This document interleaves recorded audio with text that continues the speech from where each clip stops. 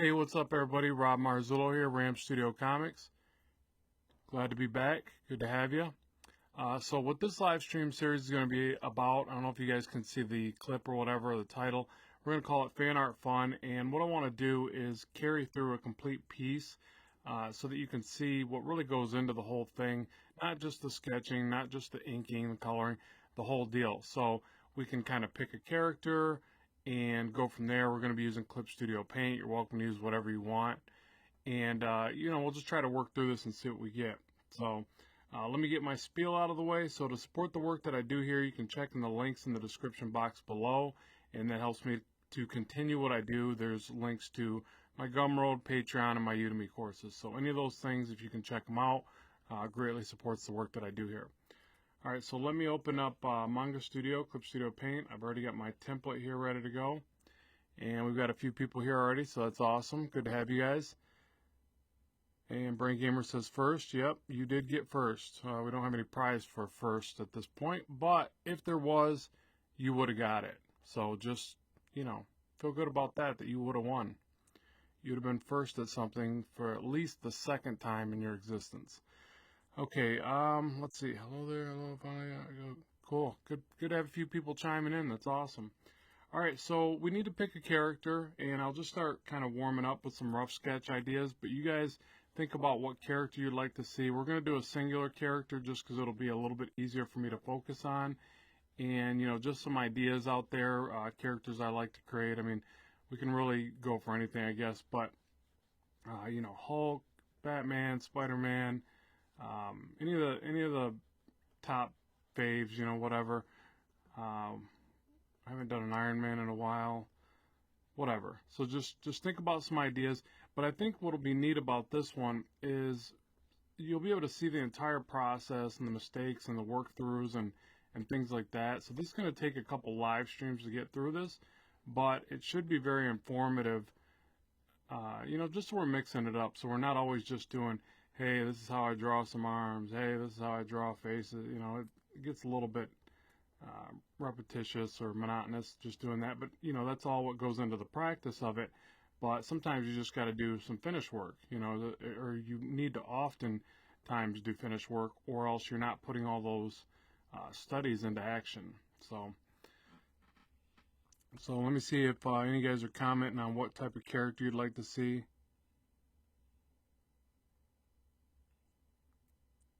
Oh, nice, Applesauce. I appreciate his name's Applesauce, just so you guys know I didn't just randomly say Applesauce.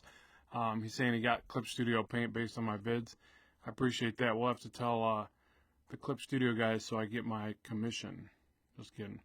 Okay, yeah, so what do you guys think for superheroes?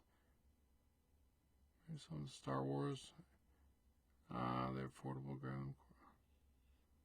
You guys are talking about other courses or something. Okay.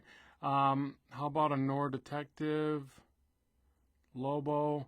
Not real familiar with Lobo. Let me throw some ideas out there for you guys. So let's pick out of like Hulk, Spidey, Spawn, Batman, Iron Man. Let's just keep it to those guys for now. Unless you guys want to see a female character, we could do like Wonder Woman, Supergirl, any of that stuff. But just pick one. And, it's not like we got a ton of people here, so, no, it doesn't have to be men only. It could be a female.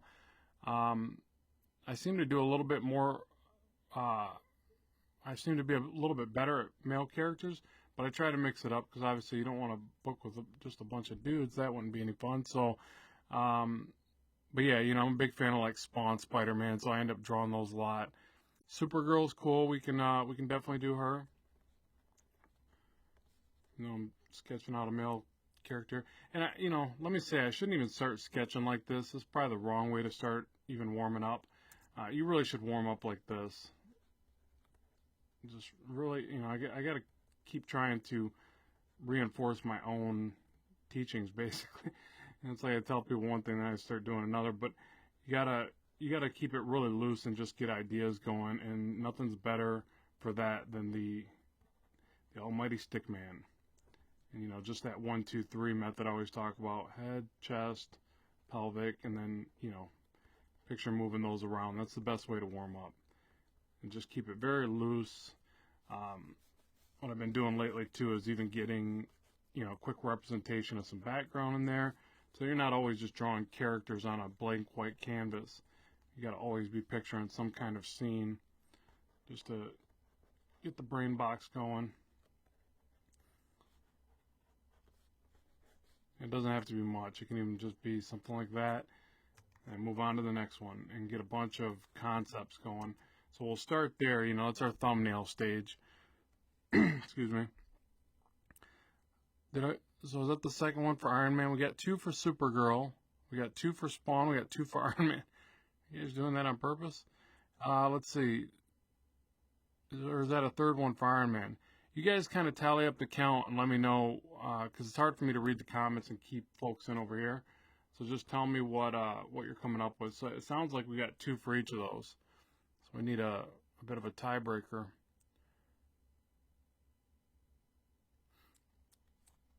So let's see, another pose. So yeah, if it was like even a Supergirl one, for instance, if that's the one that gets picked, I always like the ones with her where she's kind of looks like she's just floating back. So I'll do a rough sketch of what I'm kind of picturing there, and you guys can tell me if you want to try that one. So I always like the style where she looks like she's just kind of whimsically, I don't know if that's the right word, but just kind of floating backwards, maybe one arm's up here, one arm's tucked back, one leg down.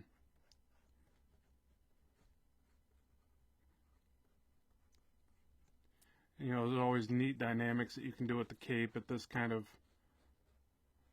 point, where it's like just billowing all around itself.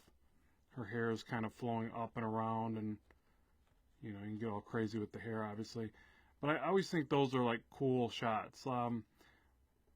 People that I think do these types of shots extremely well, one of them that comes to mind is Art Germ. His are just amazing, and he always does these ones where they're floating or flying just the right kind of fashion. Looks really neat.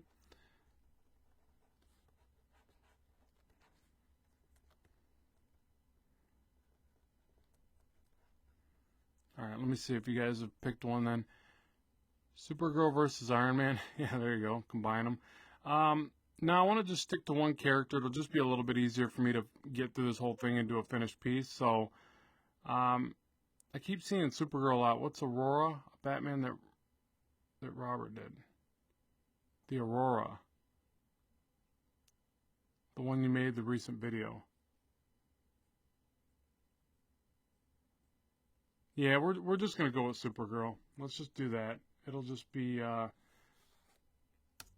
let's just go with that. So let me rough through this one a little bit more, and we'll see if this is the pose we want to go with or something else. And you guys are welcome to chime in on each portion of it. You can ask questions. There will be times I'll be honest, I'm going to get a bit silent, and I'm just going to focus on the work. If I don't, the piece won't come out as well. But I'll check back randomly at the comments and see what I can answer, or you guys can make suggestions, throughout the piece. So like this, it's just looking too plain Jane, but I'll work through a couple bad sketches to kind of get it going.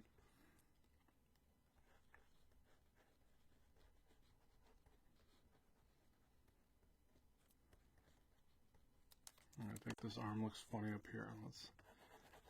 Now another thing I think helps too in this stage, sometimes I'll grab the G pen and I'll use this for both the drawing and the eraser set to a hard erase, so that I'm basically able to sketch faster. So I'll show you what I mean there. It's since it's an inking pen, it's a really quick immediate line, and I think this is good for thumbnailing. What it reminds me of is a lot of times when I thumbnail, I'll use a ballpoint pen on paper, just so I can really quickly get some expressive lines down. I can always go back and clean them up and sketch. Sorry, that's my phone there. Probably should have turned that off, or down at least.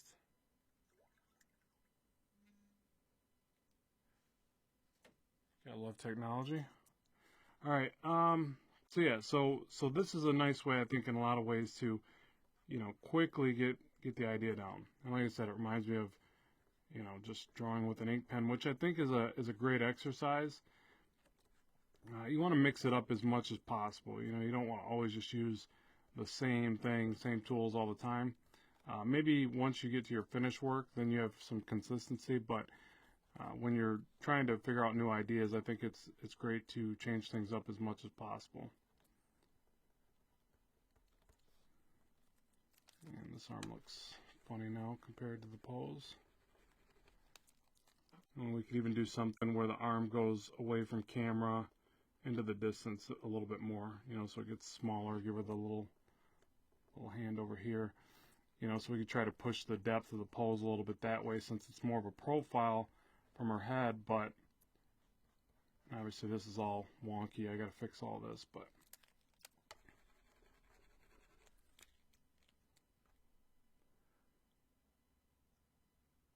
okay, and just looking at a couple of the questions here. Yeah, so I draw traditionally as much as possible, so that's one of the questions. I mean, I'll be honest, I do 95%, I don't know, 90% of my work is digital, just because of the way that I work, but I try to mix it up and do some traditional here and there. I sketch, like this morning, I woke up and I was sketching on paper, so I do work some traditional ways, but for most of my professional work and my finished work, it's all digital now. So just the way that it is, it's a lot faster for me. I don't have to worry about scanning and things like that, and clean up, and you know, just saves time for me basically. I'm thinking about having her like either have her hand in her hair or maybe just, I don't know, we'll figure that out. All right, so what are you guys thinking about the pose? Do you like this pose, or you think we should take another stab, another rough sketch, and pick from the two? What would you like to see? I want to make you guys part of the process as much as possible. That's why I wanted to do it as a live stream.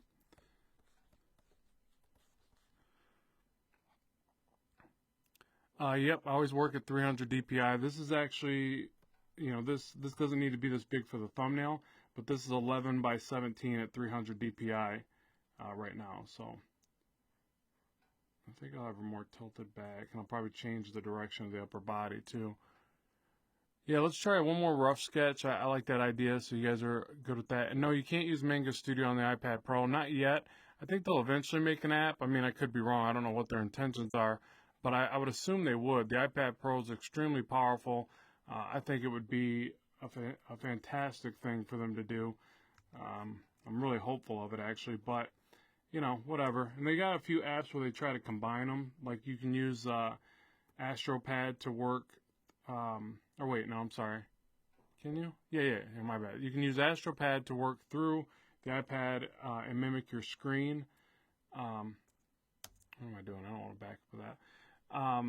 But it's clunky. I don't enjoy it. I bought it and I don't even use it now. It's just it's nice. Like if you want to use it to control your desktop device, it can be really neat for that, and it can help you like move files and things. And so it's good for a workflow in a sense, but it's not as immediate. Like you don't put a line down like that and immediately get it.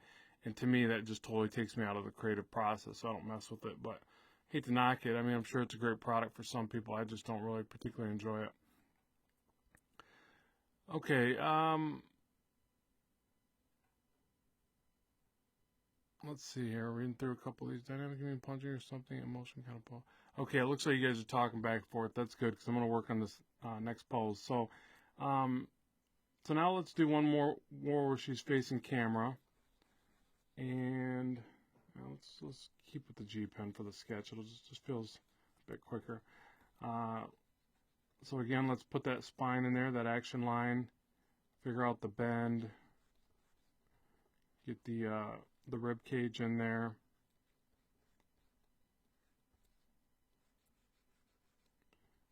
Get the pelvic. That one arm up, maybe pointing back this way, so we get a back of the arm and the tricep right there. Let's have this one coming. Probably shouldn't do this because they're always tricky, but gotta try some hard poses every now and then. So I'll try some foreshortening out towards camera a bit. Hand kind of doing one of these deals. And this is real rough. Skinny neck, bend of the body. And let's say that this leg's up like this.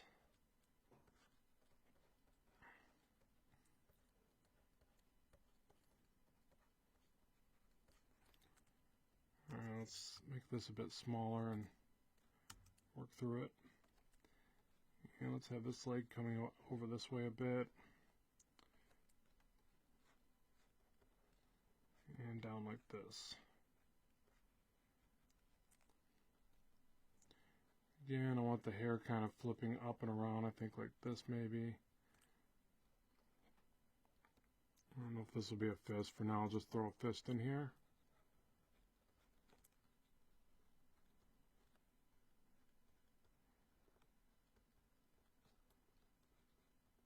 The mammary glands in there.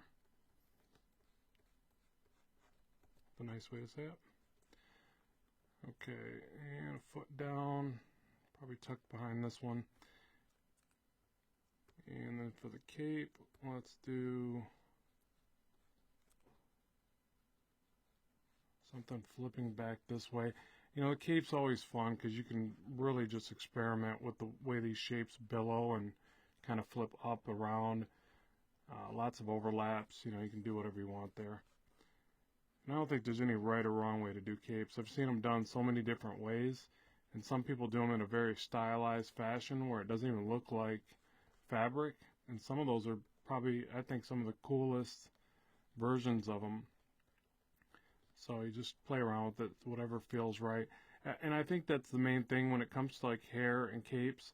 It just has to feel right. It just has to have a bit of flow and fluidity to it or something, you know, like waves and flips, and past that you can kind of do whatever you want, I think. But okay, let's get the little foot in there. Pointed foot. See, I keep going back to that pencil tool because I'm so used to using that. Kind of force a habit there. Okay, so there's, I'm just going to stop it right there. I mean, obviously, we just got to figure out which pose we're going to go for. So, and I'll probably change this arm. It's looking really funny to me now, but maybe when I refine it, it won't be so bad. That's another thing that happens with these poses. Some things work in the quick sketch and then don't work in the final, and then some things you can actually force to work in the final, I've noticed. So with rendering and refinement, you can still manage to make it look cool. Like I always mention Todd McFarlane's work, and that's something I think he really excels at.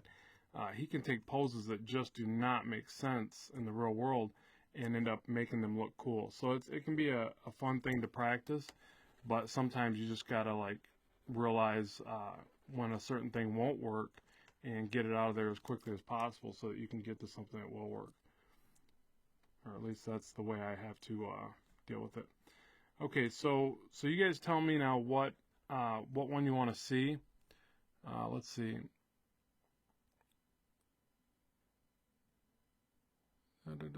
Like this pose, feminine, looks nice, cool. I like that you're doing feminine features here. Okay. So yeah, so what do you guys think? Do you want to do you want to make this one work right here? I'm still working on the arm, obviously. I'll just probably do the traditional regular arm out, fist up. Or would you rather work on the first one? So just start rating these real quick. So we got to try to move through this part as quickly as possible so we can get to, all right, we got 1 for 2 or B. Here, I'll do 1 and 2. I wrote 1 and B and somebody said 2. That's funny. So yeah, what do you got? We got 1 for 2. Yes, the second one. First one, or 2 to 1 here. Yeah, this one looks great. So that's 3 to 1, 4 to 1, 5. Oh, okay, it's definitely the second one. Man, what's up? You guys didn't like my flying back scene? That's kind of messed up. I think I'm just I'm gonna shut down the live stream. I'm out of here. See ya. No, I'm just kidding. All right, so apparently my first pose wasn't that good, but it happens. Okay, so what we can do here, because I want this to be a pretty much a full scene. I don't want to just cheat and do a character floating over a background, pretty plain Jane. I want to at least have some kind of scene element in there. So Oh, thanks, Tyranny. You like both of them. Give me some more hearts there. That's awesome. So what I want to do here is at least have some kind of basic background. And what I'll do is I'll actually thumbnail that. So a lot of times I'll go like this and I'll go background. And I'm just going to give the effect that she's even higher up in the sky. So I'm going to put a very low horizon line. Probably even go lower than this. But what I want to do is have it where the buildings, even at the tallest point, are just peeking over the horizon line. You know, we can have some that are closer, and we'll get a little more detail in them, so that always helps push the depth of the scene. And then some that are lower, where you get just the tops of the buildings from over here. You know, again, this is going to be really rough. I'm just trying to work through an idea. But the beauty of at least doing this type of shot is that you can get some background in there. But obviously the focus is on Supergirl. And, you know, we can get some clouds up here, whatever. Again, this is to be really rough. To show where she's at height-wise, and throw some little birds in there, whatever. And then so now we've got a whole scene kind of going rather quickly, and we just keep refining it as we go. But I think that I want to at least get some sort of background element in there, so I don't feel like I'm cheating and just going, let's draw another character over a blank white canvas. So just you don't want to get in the habit of that too much, especially if you're planning on working professionally. If you're just doing it for fan art fun and creating fan art pieces just because you like to draw superheroes, and you can do whatever you want, obviously, but you have to remember that if you're going to work professionally, you know, backgrounds are going to be part of the deal. So you got to kind of jump on there, get it done. It's sometimes, if you're like me, the background sometimes can feel like more work, but there are lots of ways to kind of fly through it and start to feel better about it. One of the things, Clip Studio makes it really nice with these perspective tools, so we'll get into that as I refine the background, but I'm just getting in some rough sketch concepts there. This is all a one-point perspective, so I should have drawn that in first, but you just establish your vanishing point, do your lines out from there, and, you know, it's kind of all lining up, but it'll line up better as I progress. And that's it. And like I said, it elevates her now. It puts her up higher in the air. You know where she's at now. She's not just floating around on a sheet of paper anymore. So we can get in here, take her and refine her. I don't know if I want to blue line that now. Soft erase and sketch over this probably. So I'll switch back to my soft erase, and let's go ahead and try to dial this up a bit.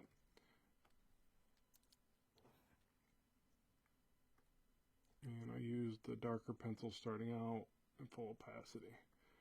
Okay, so now I just got to make sure this pose is going to work. So I think it will. I got a pretty good feeling about it. This arm may get tricky. A lot of times I mean, I guess it depends, but really I'll kind of jump to the hardest part first. So her head and the neck is obviously way off, but I might go right here and see if I can make this foreshortened arm pose work. And see if I've got to, you know, grab reference, or if I've got to look at myself in the mirror making this pose. Whatever weird thing I got to do to get it right, but it's essential that I get this right, because I know it's the trickiest part to something I might try to draw. So like that old saying, swallow the biggest frog first, or whatever that means. But let's get in there, mess around with this, and see if it's going to work. And it might just be the hand pose that gives me, the hand portion that gives me trouble. The forearm here, I don't know, it seems like the best way to foreshorten a pose like this is just to almost block out the entire upper part of the arm. So it always seems like you get mostly the shoulder, and the forearm takes precedence, and then you get like a little bit of the bicep right here. And then you just kind of keep moving those around until you get it just right. At least that's how I do it.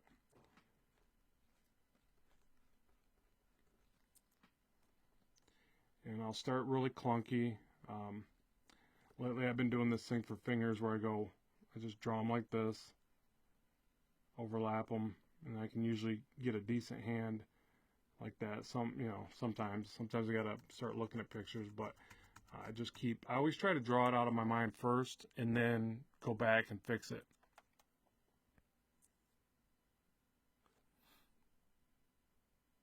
Oh, Big Z, glad you could make it. Glad you finally caught a stream.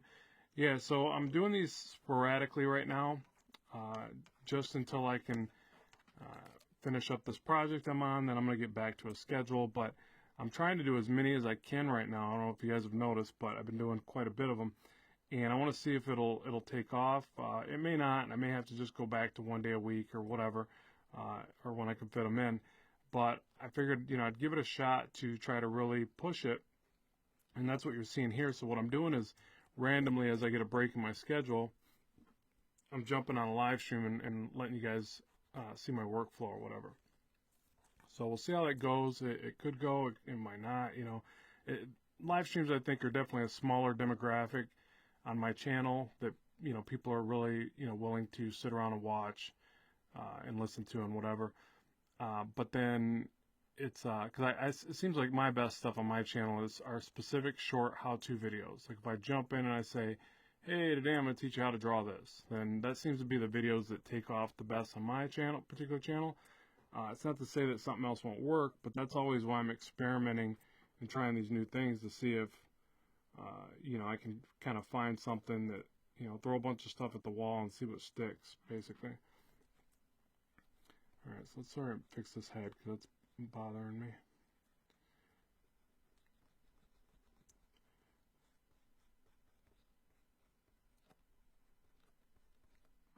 And collarbones probably drop down like this.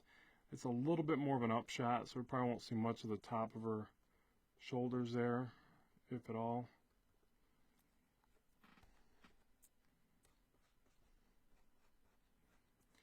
And I think she's got like a bit of a skirt, right? So it goes like this and kind of flips around.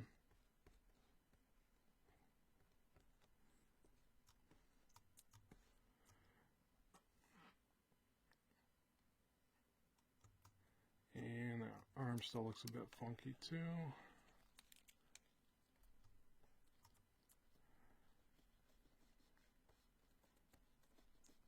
All right, looking over at the comments, seeing if you guys got any questions.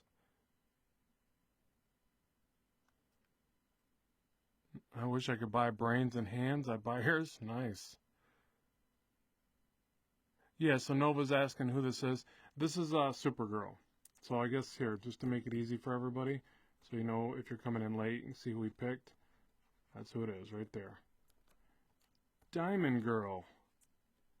Every girl's best friend. It's not a diamond, folks. It's a super emblem. Just realized that it does look like a diamond, though. After all these years of looking at it, I just realized that. Okay, so the hand pose, this is where I'll struggle, so don't start making fun of me or nothing. It's got to take a minute and figure out. Hands are always tricky, and it's they're such an expressive part that you got to get them right because they convey so much information in the shot. So I'm going to try a couple different ones just to see if I can get something that works.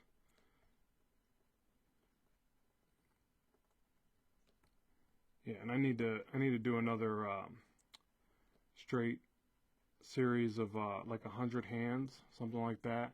That's really the best way to get past any of these roadblocks in your drawing, is just straight repetition and just straight, monotonous, just slamming it out. So do 100 hands, 100 faces of a particular, like an upshot. If upshots are tough for you, draw 100 of them. It sounds ridiculous, but it's really the best way to say, you know what, I'm going to get past this. I'm going to get better at this, and I'm going to make it happen. Repetition is key for that.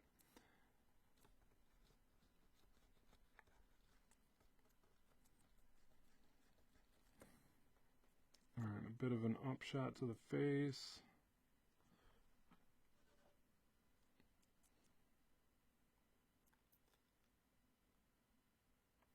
All right, so somebody's requesting the new 52 suit. I'm not familiar with that. I could pull it up on my other system and then reference over.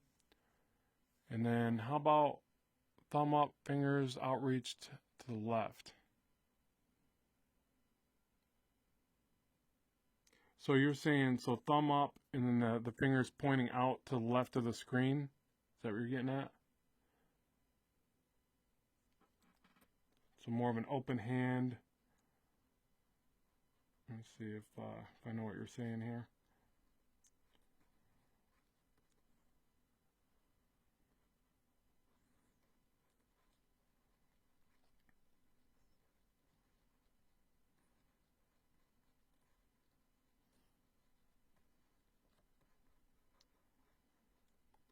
Goodness, what is up with the thumb there?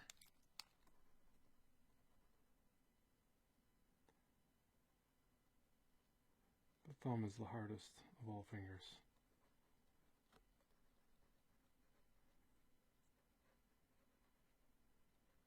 And probably put these two fingers together.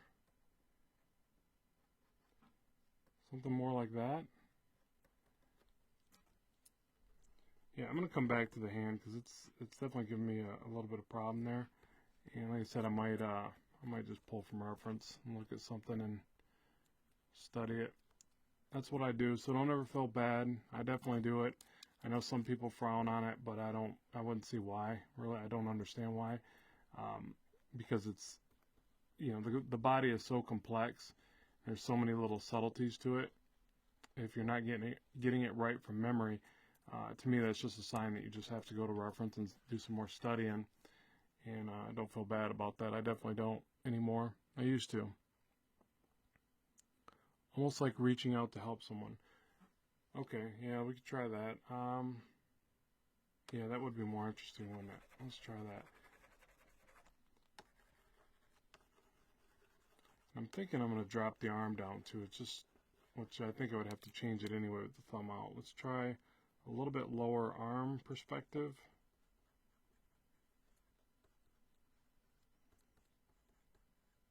And the bicep's going to be upward.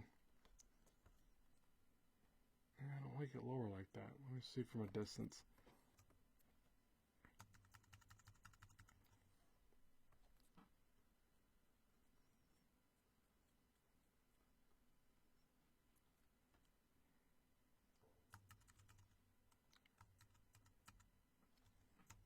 Well, if I can go back and forth with Command Z and Command Y.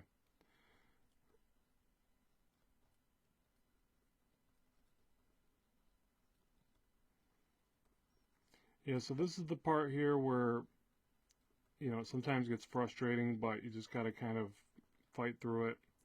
Try a bunch of different things. Okay, so now let me picture this pose you're staying. Giving her a thumbs up, nice. So kind of reaching out to help someone. So what I'm going to do is actually, because I'll use a mirror to do the stuff like this. So I'm going to flip the canvas horizontally. Takes a second. It's also a good idea because you start to spot more flaws overall in the piece. So you should be flipping anyways, or you can create a backup window that's already flipped. But then what I want to do here is first try to get this arm pose right.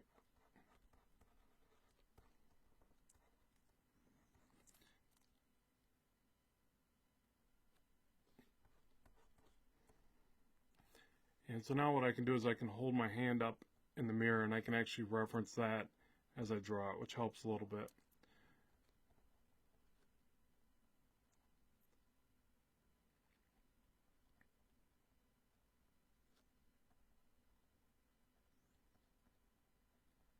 So obviously it's a more feminine hand, so I just have to, you know, make the fingertips thinner.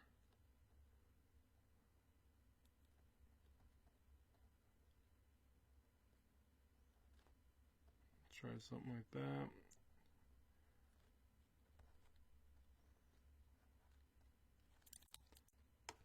So I have to raise it back, try to clean it up.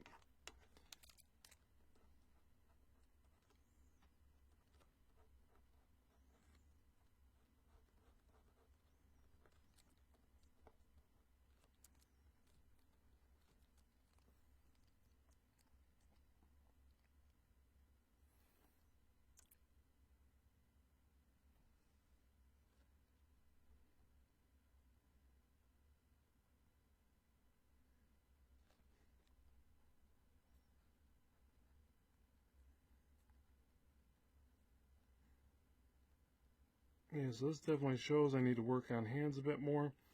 And a big problem too, I think that I face whenever I do this is I'll get in the habit of doing too many clenched fists, and this is one of the reasons why you shouldn't, because the hand, again, it's so expressive and there's all these different poses.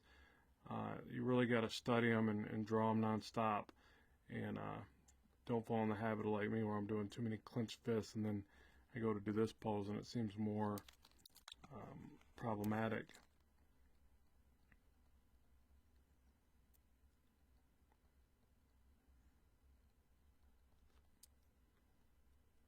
But I'll get there. I always do this. I'll sit there and redraw something multiple times till I get it right. And that's the part when you guys are watching a time lapse and you just see it kind of fly by. This is the part that, in real time that can be a little more painstaking, but you just have to keep doing it. And then I just go back and forth, side to side, trying to fix things. Let's bring this arm further down.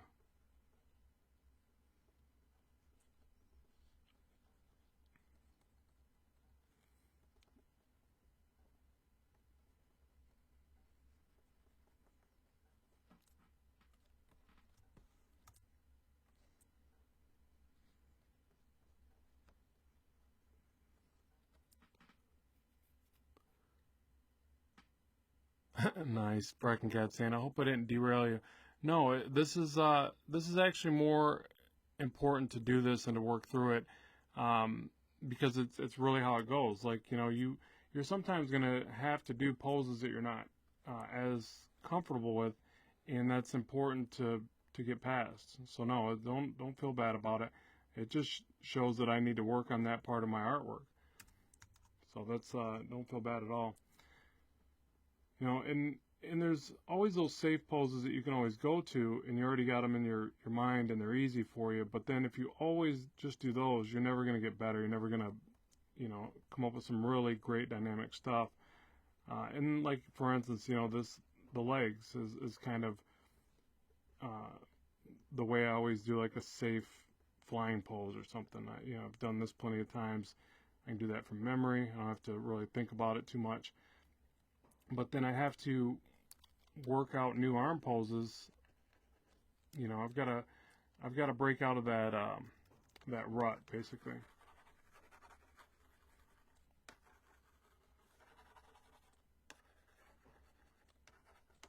All right, so I'm going to soft erase this back. Keep trying to clean it up.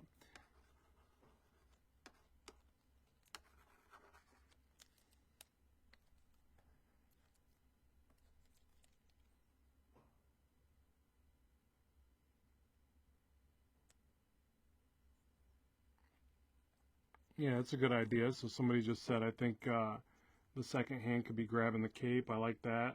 So I'll try that.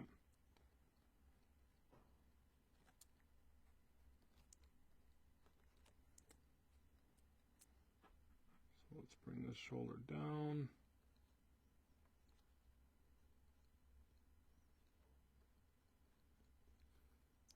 So here I'll just try to, clean it up a little bit. I do like the idea. It's good to have, everything being functional. So we'll do that. We'll have the cape coming right here. Do like the pinch of the material from where the hand is. That's always a good way to show the way fabric works. And I'm not going to do the new 52 costume. I know it's probably pretty cool.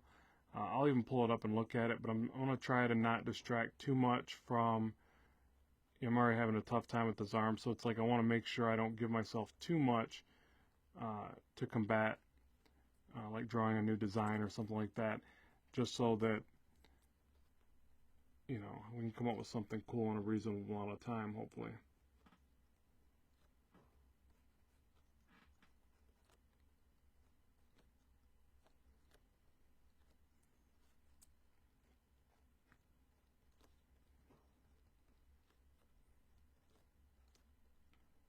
Probably bring the chin down about right here.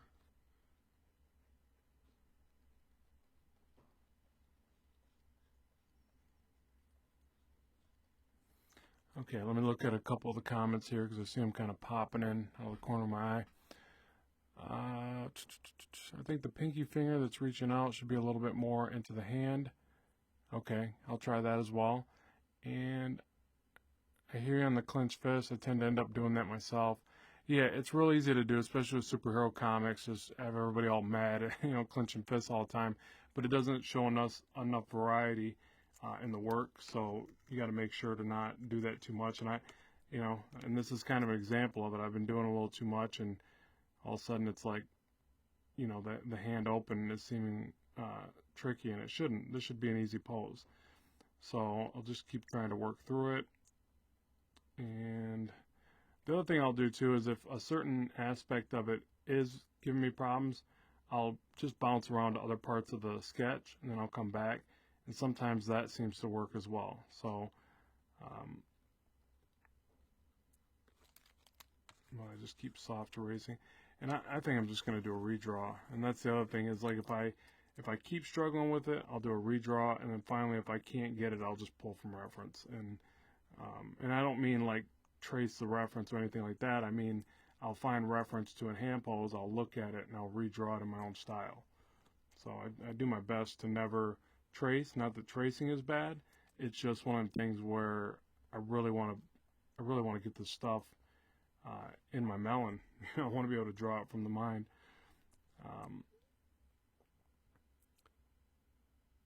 Oh yeah, thanks Cisco, appreciate that.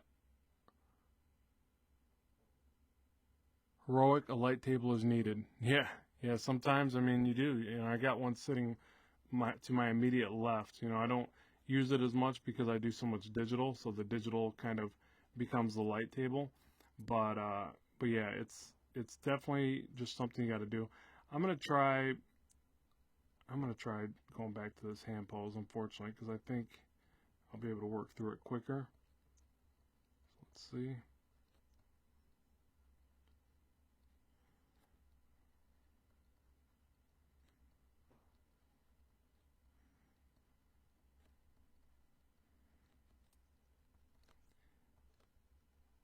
Yeah, I think I'm just going to go with that. It's a bit safer, and I think I'll be able to finish that a lot quicker. Okay, and then I think she's got a belt. See, I'm still going to have to pull reference. I don't draw this character enough to remember exactly how it goes. I think she's got a small belt, right? Isn't it like a little belt piece right there?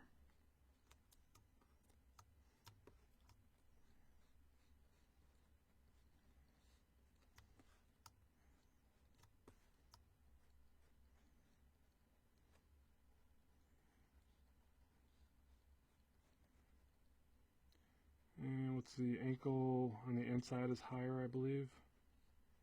I always get that backwards, so I'm going to assume that's the right way.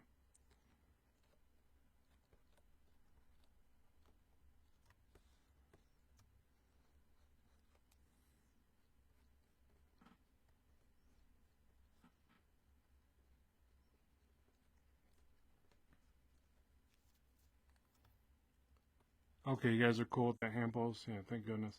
Yeah, so, at least you guys are getting to see that I do really struggle. It sounds bad, You want to learn from me? I struggle all the time. But it's the truth, and I mean, I guess that's the best way to realize that I think all artists do. I think the ones that are really great, the Jim Lees, the McFarlanes, the David Finches, they're so far past it that you don't see it as much. But I'm sure at some point they had their rough days, maybe. So it's good to note that we all gotta get through those rough moments in our art.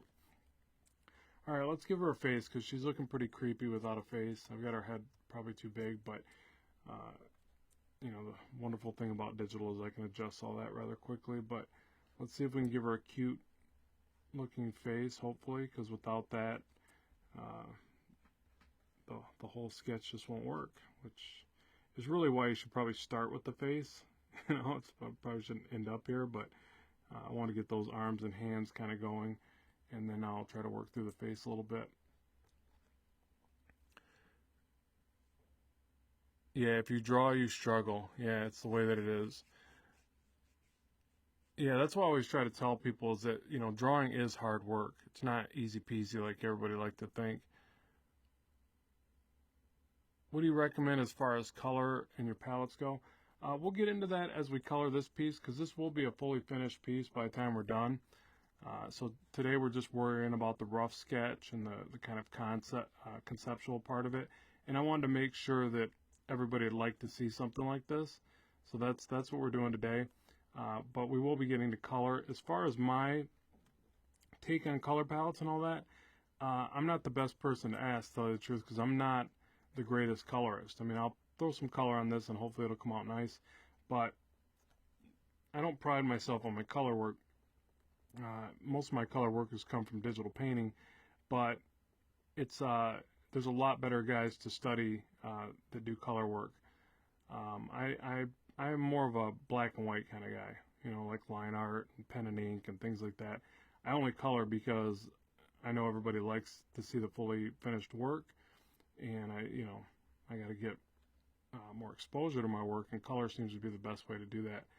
But I'll tell you the truth, if I got enough people following my work and everything for the black and white, that's all I do. It seems to resonate a bit better for me. Like that just seems to be where my head's at. I always struggle with color. I think I might even be a tad color blind. But I can see color. I just don't feel as comfortable there. All right, so let's give her some big eyes. So I just do that rough sketch just to kind of give myself some placement, as off as it may be, because it's like I feel like this is like so crooked right now. And I often have to flip. Oh, don't make her look too mad. I often have to flip back and forth for faces, even angled faces. I have a bit of problem with symmetry, so the best way to fix that is constantly flipping it. So what I'm going to do is I'm going to get the shape of the face in somewhat, and then I'm going to flip it to see if I even got that right, because that'll usually be the first area I notice where I might, get it wrong or put something in the wrong place. So let me get some of that hair in there. I have her ear. The ear is always a good way to align the positioning of the head. And always just remember that the ear lines up with the eye and the bottom of the nose. So you got to kind of picture it on an angle. So you go like plane of the face here, plane of the face there. So that's how you kind of, at least that's how I look at it to try to align that. What are you guys saying here?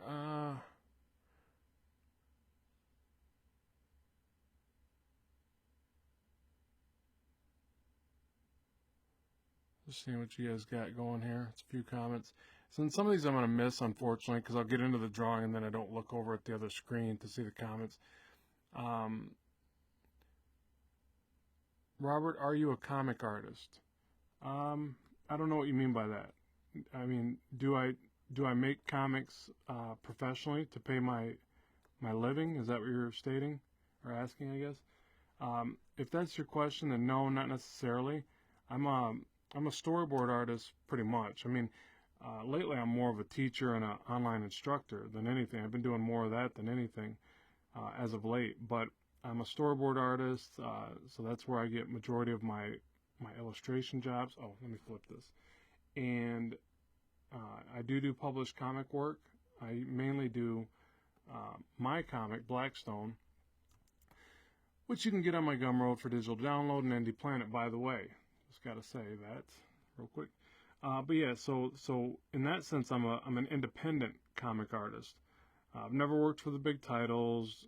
My biggest exposure in comics was doing work for Arrow and Assault for Time Comics, and it got picked up to go national. I talk about that a lot on my channel and things like that. But that's about it, and I've done covers for different magazines and different smaller publications, but none of the big things, never got to draw Spidey, Hulk, or, other than the stuff that I do on my own. So hopefully that answers that for you. I'm not really like just a comic artist or anything. I wish I was. I definitely wouldn't mind it, and hopefully one day that'll be in the cards. But for right now, I'm a YouTuber and a a teacher and just a guy that loves to draw comics, comic characters, and slaughter them as I'm doing her face here. But I'll get it better. I just kind of keep tweaking it until I get the placement right of everything. So you'll see, if you notice, every time I draw through it, it's a little bit different. And that's just my way to kind of figure out how I can sculpt this into the right pose and the right smile and things like that.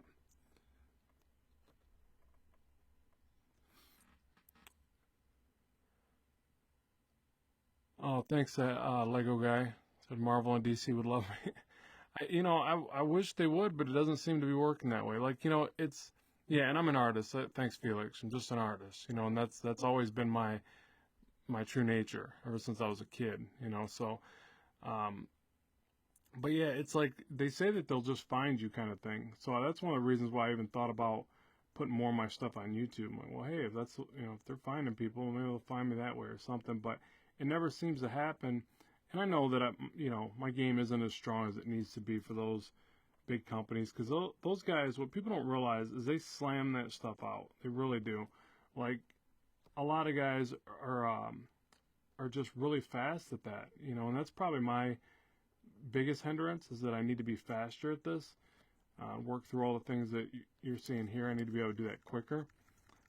But and then there's a lot of things. You're like, all the dynamic shots that you got to be able to do. You can't just draw, people flying up in the air in one or two poses. You got to be able to draw all those poses and at the drop of a dime. And like I said, I have done fully published comics. I do my own, but I can do it on my own timetable. So it hasn't been an issue. And with those guys, it'll be like, you got to slam out at least a page a day, and that's, some of those pages are extreme. I mean, look at your comics. They do some crazy stuff in those pages, and they knock it out day after day. But I guess if that was the only thing I did, I wouldn't have a problem, because I do a lot of stuff. Man, I teach, I do these videos, these live streams, I create brushes, so I do a lot of different things that each take pretty good amounts of time to produce.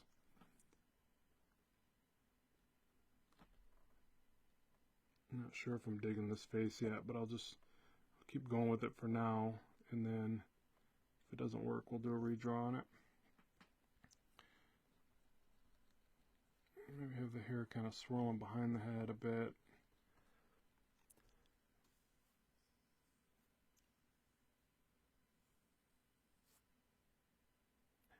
Okay, let me look at these comments real fast. They're coming in kind of quick.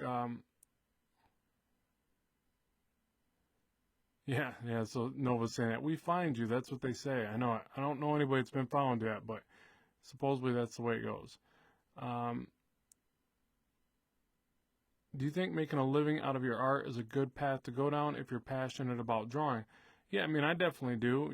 That's how I make my living. It's oh, I missed a bunch of these comments. Hold on, let me check a couple of these real quick. Are you more of a self-taught artist, or did you learn strictly from schooling? Nope, all self-taught. Just read a lot of books. Bernard Hogarth, How to Draw the Marvel Way. Studied a lot of stuff and redrew it ever since I can remember. So yeah, just primarily self-taught.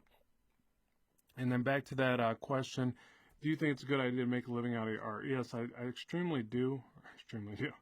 I definitely do. It's not as easy as you'd think. Be ready for that. Now, that being said, I think it's easier than ever for an artist because of the digital world. Like, for instance, I set up a Gumroad, and I sell stuff through there. I sell teaching courses on Udemy. I make a small fractional amount, even as you guys watch here on this. It's not a lot, but it all helps. It all goes to the pool of calling myself a working professional. My biggest income is still from storyboards when I get them. They're storyboards, just so you guys know, if you want to make serious money and be an artist, then study and learn and go into storyboarding.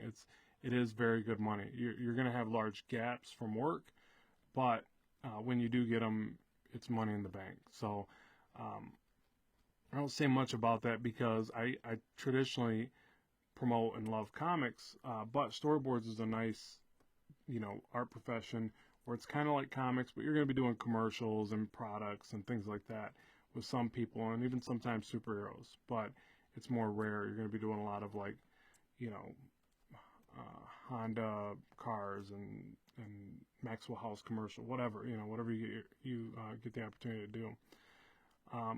So there's lots of great ways to make art and make a living.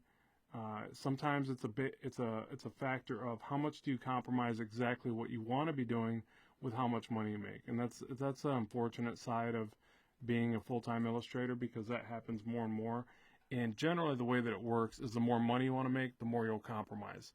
It's really sad, and I'm not saying for everybody. Some people get extremely lucky and they do such great work that people just follow them and watch their work and buy their stuff, and they can do whatever they want. And that's kind of what I try to do here, but you know, I'm not to the level of somebody like an art germ or you know, whoever, any of those big name guys. They could draw anything and get paid well to do it, I imagine, once they get so big. But you got to start somewhere, so you just start doing your regular work, your commissions. I do commissions. I saw somebody commented that. I just did one last week and shipped it out. So I do fan art commissions. I do shows where I'll make a few bucks there. Sometimes I spend more than I make at those, unfortunately. But it's a great way to interact with people and get your work out there, get your name out there. So it's kind of all of the above, you know, like you pretty much have to do all of it. I'm not really digging that face, but I don't know. I'll keep refining it, I guess. Maybe if I do sometimes if I do another pass over it. So let me try that. But yeah, it's looking like too stiff or not lively or something. I don't know what the problem is. Maybe should have her looking back at us at camera. And the hair is a bird's nest, but we'll fix that.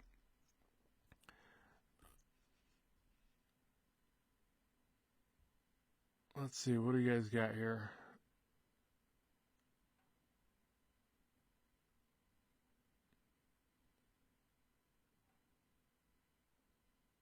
Yeah, I'll be jumping back on that Let's Create a Superhero. I've been meaning to. It's easier for me to jump in and do these live streams. I might even carry it over to one of these just to finish it, but I want to do this series for right now. But yeah, I got to finish the Let's Create a Villain was the last one that I stopped on. Yeah, but you do have to be smart about it. Yes, you really do.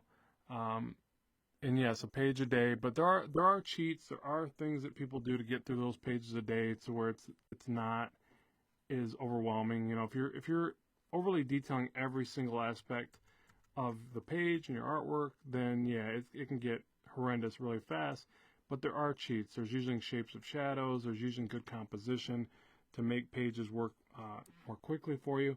And that's why I really recommend that when you get into, say, wanting to do that, and that's your goal, and that's what you're going to do, study the old guys. Study the old Renaissance comic artists, if you will, because for one, their work's a little more simplified sometimes, and you're going to learn where all the other guys have come from, what they learned from to get to where they're at. And they got a lot of great tricks because they were old pros. So study the Jack Kirby's and, you know, I don't know all the names, but, you know, all the older guys that just did these amazing pages, and they really slammed them out. Like a lot of those guys, someone would even just sketch and then ink right over top. There's techniques like that to really save time. So yeah, just do your research, and that's kind of how you figure that out, I think. Let's see. Nice. Jazz Ward says, when he says, hurry up, do the eyes already, it's creeping her out. Yeah, the eyes are pretty important, and I don't think I got these quite as good as I'd like. You know, let me do this. Let me just zoom right up here. I usually try to stay as far back for as long as I can. But then when I do details like the eyes and the face, I feel like I need to be a bit closer to get it right.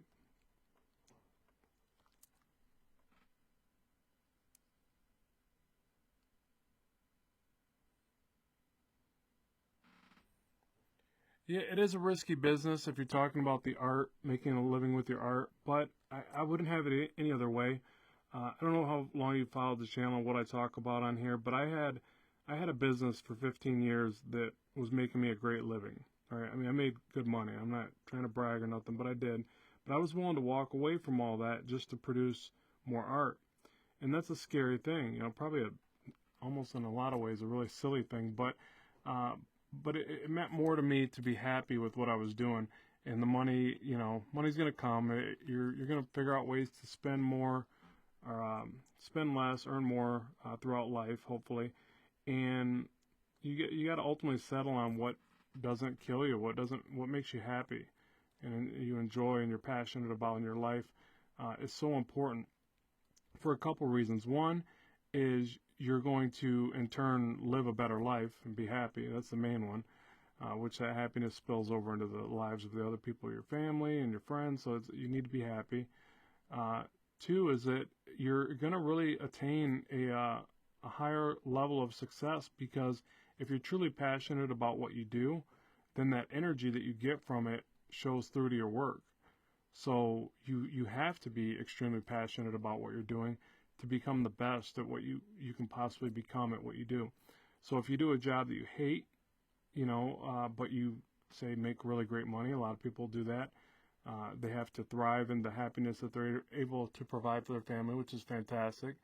But as far as excelling to some prolific version of that job or whatever, I don't see that happening as much because they're not extremely passionate about what they do.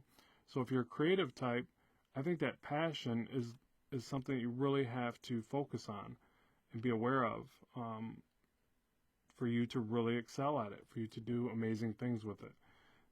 It's the thing that drives you. It's the thing that keeps bringing you back to it and being excited to do it each and every day. So that's just my take on it. I know we're all very different in the way that we create, and some people may feel differently about it, but it's essentially one of the things that I think is really important when it comes to art is that passion. I think that's the passion that drives us and excels us to become better at it.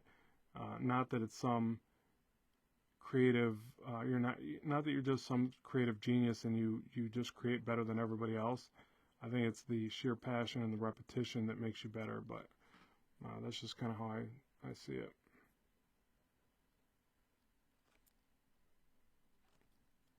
I got the jaw looking a little funny here. See if I can fix that.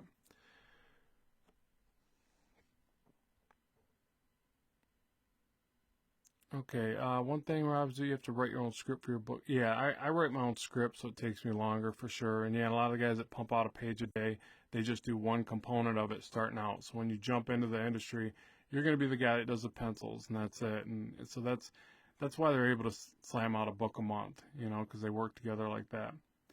And then somebody says, well, Kirby did 3 pages a day. And he did, but I imagine he didn't start out that way. But also he adopted a style where that was doable. I don't think it would be doable for somebody like, I don't know, who's hyper realistic. Even like Jim Lee. I mean, I imagine he can do 3 pages a day because he's been doing it so long. He's so good at it. But I would imagine he does it more through the process of working smart in the way that he does his composition and layouts. But I don't know. I'm purely speculating because I don't know those guys. I don't know how they work. But yeah, I know Kirby, based on watching some of the videos about him, I think he would like fly right through the pages, and sometimes jumping right to inking really quick. God, his face is jacked. What do I got going here?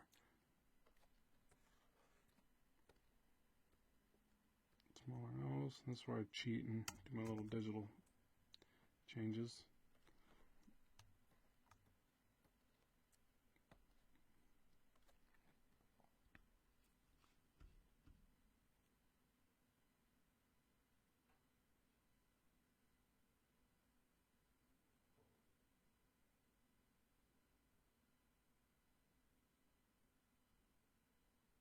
Yeah, Harlequin for a future drawing. Yeah, and I'm gonna have to skip some of these comments because there's too many of them and I can't see. Yeah, I'm not gonna be able to read them all and keep working on this.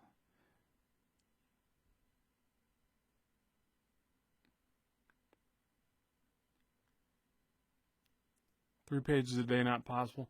I wouldn't say that. I mean, I would just say it comes down to the type of style that they're doing. If they have a more simplistic style, it is very possible because some of these guys can draw really, really fast. But and they hone their skills over years and years of doing the work.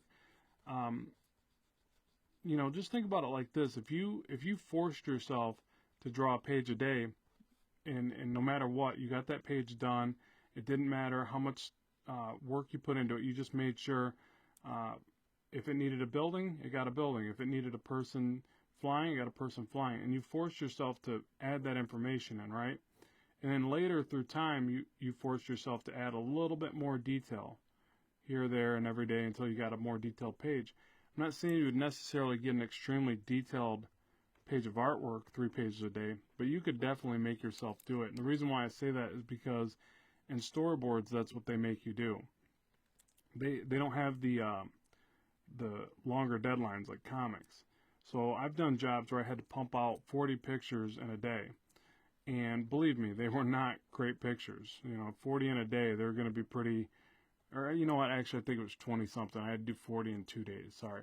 But still, it's a lot of images. And you're talking images where I have to run through a script with people, draw it out, get it all put together and ship it out, right? And it's not easy. It's a pretty tricky thing to do. But what happens is you just forego you forego finished work and a lot of it. So there are ways to do it. I'm not totally discounting it. I'm not saying it's impossible.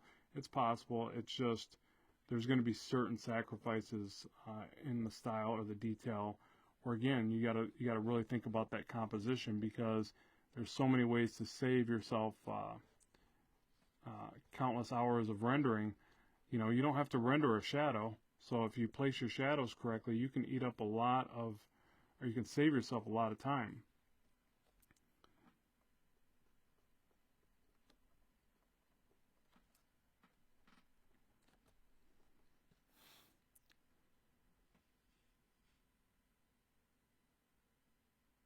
What do you guys say? It's not an S on my planet. It means hope. Nice. Yeah, that was silly.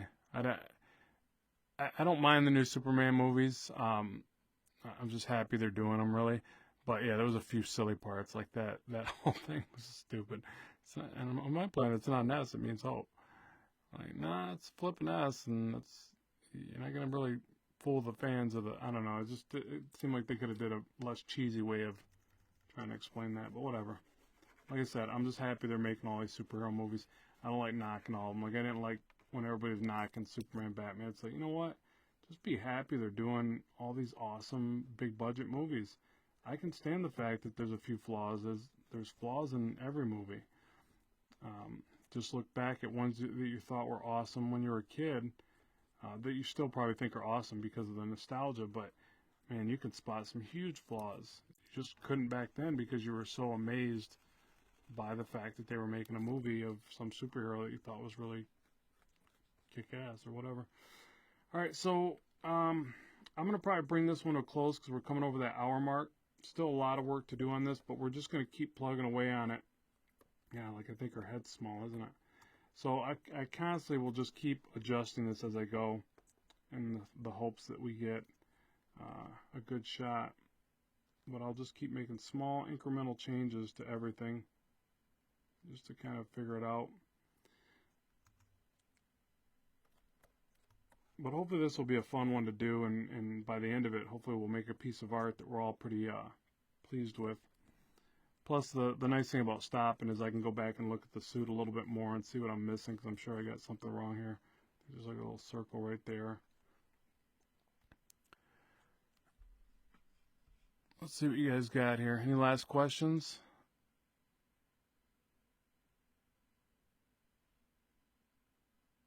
You guys are really stuck on that 3 pages a day thing, aren't you?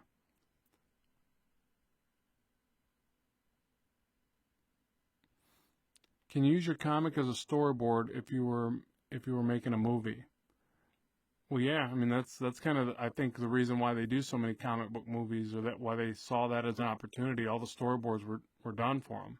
That's how every movie's made, is through storyboards. So comics are perfect story. Well, maybe not perfect, but they're definitely a great blueprint. If you were going back to school, would you guys get the bigger iPad Pro for art or the small one for portability while still being able to draw out a smaller screen? Thoughts? I prefer the bigger one because I need the extra size for drawing. personally. I think it depends on how much you're into being able to zoom up and work on that smaller screen. You can zoom like crazy and you can work at high DPIs and just zoom in, but that's really up to your drawing style. But yeah, I would say like Felix, get the bigger one. If you're going to spend the money, save up a little longer, get the bigger one.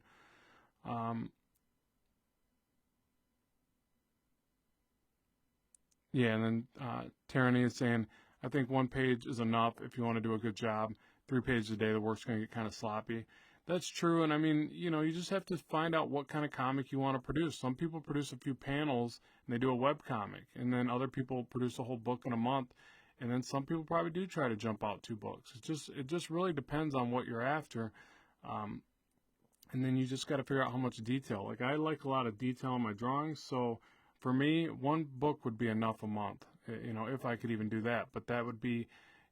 I've always penciled and inked my own work, so I'm thinking pencil and ink. But if I just penciled a book, then yeah, I'd have no problem doing a book a month or a page a day. And I think most books are 22 or something. Some are 28. But let's see. Do you have a particular stylus to use for drawing on the Samsung phone? No, I just use the one that came with my phone. But I do just real, rough thumbnails on there. If you're asking me that, do you live entirely off your art, or do you have another job for earnings?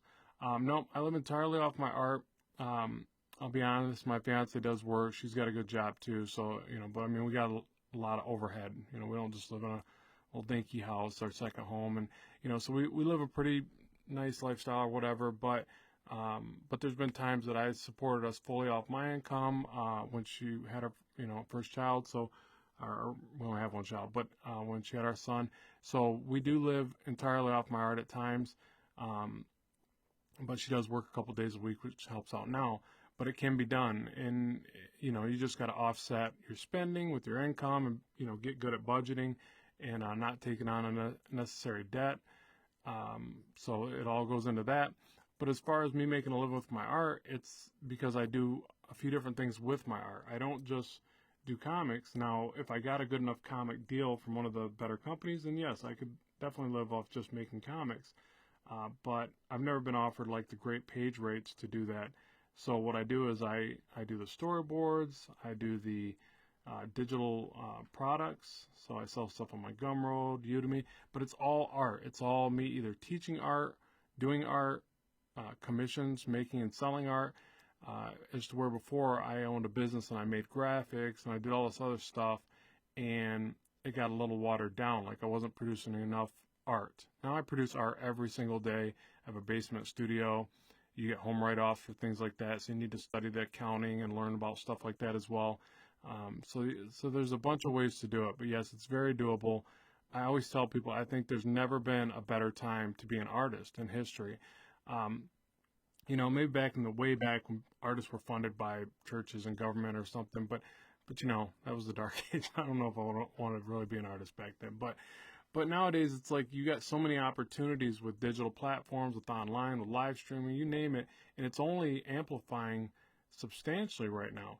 You're able to find, before if you were a niche artist, for instance, you like to draw superheroes, and you wanted to draw superheroes, but nobody in your neighborhood likes superheroes, for instance.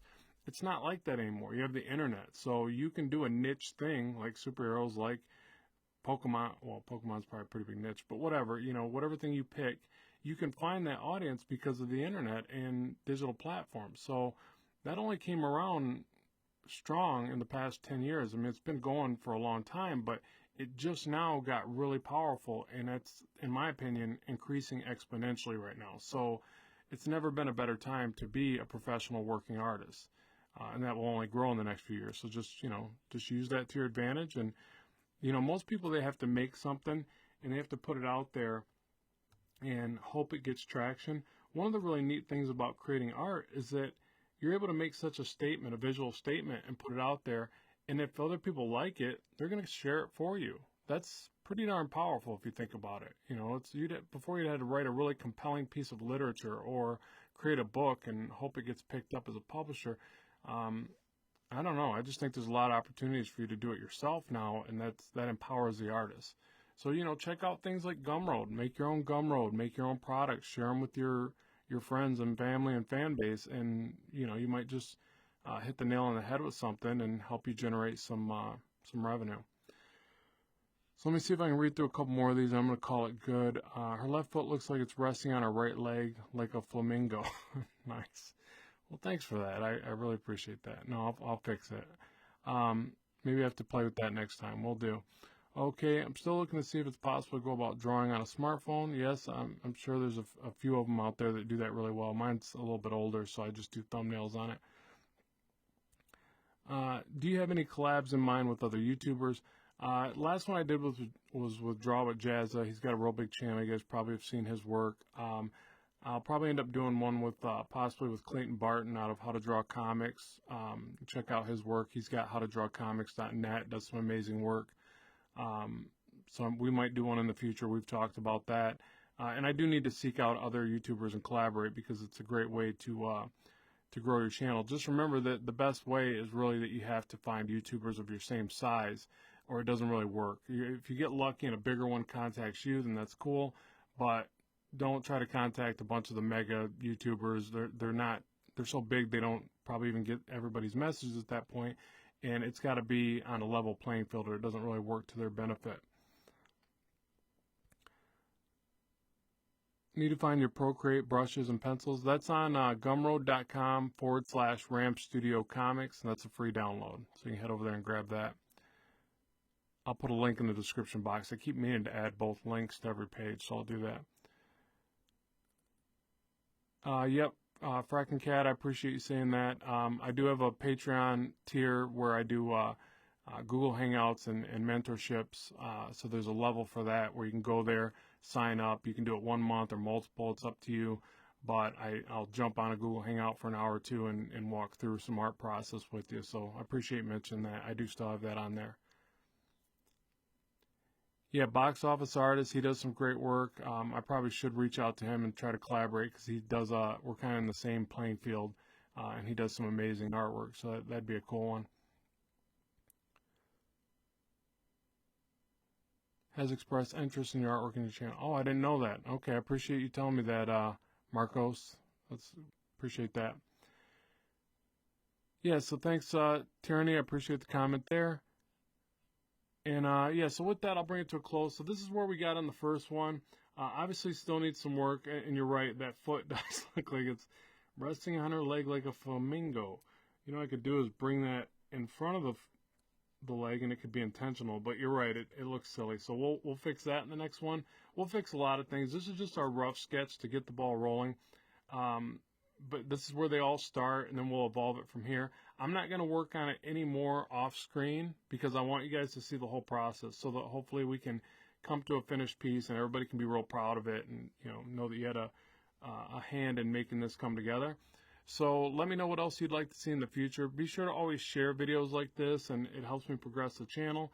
And then, like I already mentioned all my other stuff, so I won't spew that in your ear again. You know about the other stuff. But then, yeah, always comment and let me know what you'd like to see in the future. So we always have this open dialogue, and we got new ideas coming all the time for the channel here. And I'll keep bringing you these live streams if everybody likes them. So yeah, so really appreciate everybody stopping by. Oh, just saw that, Sean. Sorry you're late, man. Sorry. Maybe next time. Yeah, so thanks for stopping by. Keep drawing, keep having fun, and I will talk to you soon.